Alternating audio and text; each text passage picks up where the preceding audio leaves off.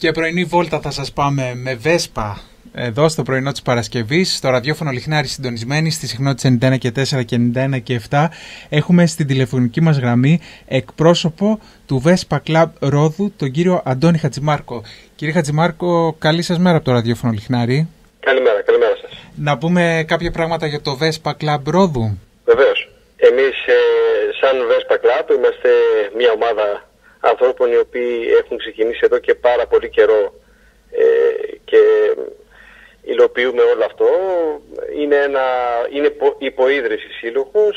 Σύντομα θεωρούμε μέσα στον χρόνο θα το καταφέρουμε να υλοποιηθεί και ο σύλλογος να ιδρυθεί. Και κάνουμε διάφορες δράσεις όσον αφορά γύρω από τη Βέσπα, με διάφορες συναντήσεις μας, βόλτες, εκδρομές. Πόσοι είστε περίπου? Πόσοι είστε περίπου οι φίλοι της Βέσπα στη Ρόδο, οι επίσημοι? Οι επίσημοι φίλοι είναι γύρω στους 100. Από εκεί και πέρα υπάρχουν σίγουρα πολύ περισσότεροι, οι οποίοι μένει με μια προσπάθεια να έρθουν και εκείνοι κοντά μας. Ωραία. Γιατί επιλέγετε τη Βέσπα? Λοιπόν, η Βέσπα είναι ένας τρόπος ζωής. Εκτός ότι είναι ένα ευέλικτο μέσο μεταφοράς, εκτός ότι είναι ένα μέσο μεταφοράς με στυλ, εκτός ότι είναι όμορφη για τη φιλοσοφία της, είναι ένα ιστορικό δίτροχο πάνω απ' όλα, που μας ενώνει εμάς αυτή την παρέα.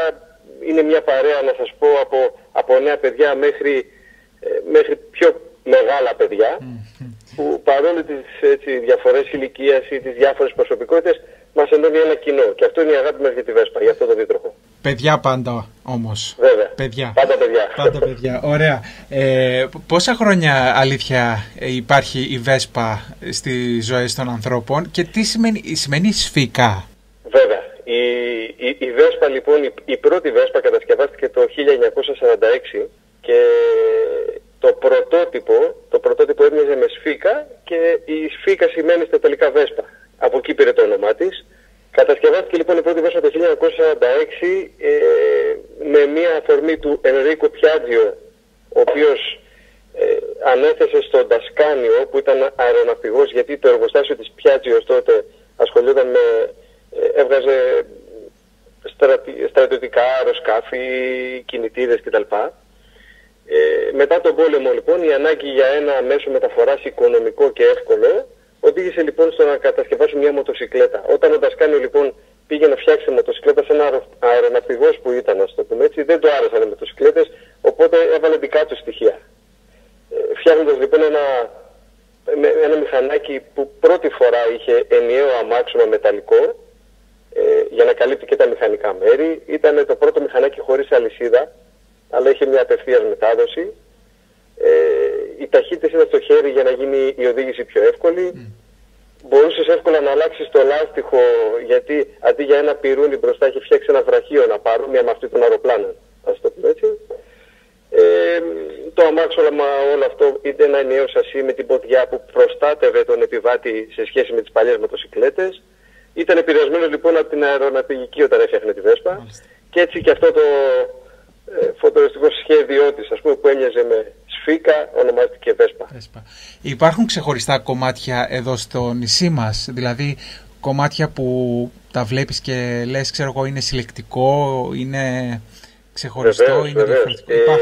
Τα περισσότερα μέλη, γιατί τα περισσότερα μέλη έχουν στην κατοχή τους τέτοιες Βέσπες παλιές χρονολογίας από το 46 έως και τώρα. Υπάρχουν τέτοια κομμάτια στη Ρόδο.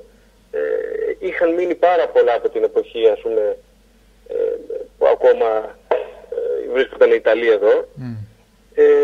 Και υπάρχουν κομμάτια πραγματικά αξιοθαύμαστα. Υπάρχει σκέψη να τα δούμε κι εμείς, να τα εκθέσετε με κάποιον τρόπο?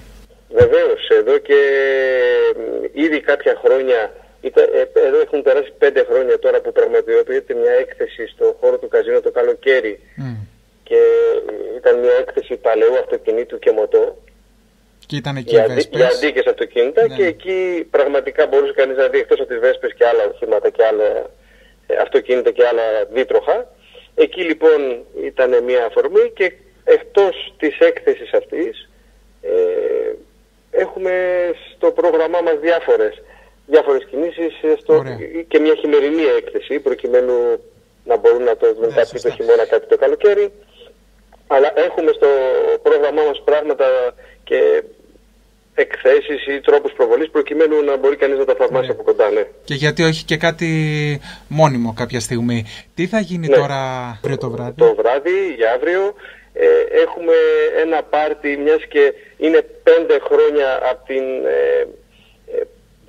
από την ομάδα που φτιάχτηκε προκειμένου να ξετρέξει όλο αυτό το project του Vespa Club. Είναι 5 χρόνια από τότε που φτιάξαμε το λογότυπό μας και ξεκινήσαμε να μαζευόμαστε σαν Vespa Club Ρόδου, και αυτό γιορτάζουμε αύριο, και με αυτή την αφορμή καλούμε όλους τους φίλους, όλους τους φανατικούς σημεί θαυμαστές στη Vespa, προκειμένου να πιούμε μαζί ένα ποτό, να το γιορτάσουμε και να έρθουμε πιο κοντά. Ωραία. Πού και τι ώρα? Είναι το Σάββατο λοιπόν το βράδυ στις 10 η ώρα και μετά, στο πεζόδρομο, στο Bar Bohem, από τις 10 και μετά θα είμαστε όλοι εκεί. Ωραία. Θα είμαστε λοιπόν εκεί για να γιορτάσουμε με το Vespa Club Ρόδου, και τι να ευχηθώ, καλό δρόμο και στο κλαμπ αλλά και σε εσάς προσωπικά με τη Vespa σας. Να σας συμπληρώσω κάτι άλλο. Φανταστείτε ότι Vespa Club ξεκίνησαν να υπάρχουν από τα 5 πρώτα κιόλας χρόνια, όταν ξεκίνησε να φτιάχνει τη Vespa, από το 1951. Ξεκίνησαν τα πρώτα Vespa Club, και να σας πω ότι από το 1951 είχαν καταγραφεί ήδη 50.000 μέλη στα Vespa Club. Οπότε ελπίζω και εμείς να βοηθήσουμε σε όλο αυτό. Και είμαστε και πολύ χαρούμενοι που έχουμε και ένα Vespa Club στη Ρόδο. Να είστε καλά. Καλημέρα. Σας ευχαριστώ πάρα πολύ.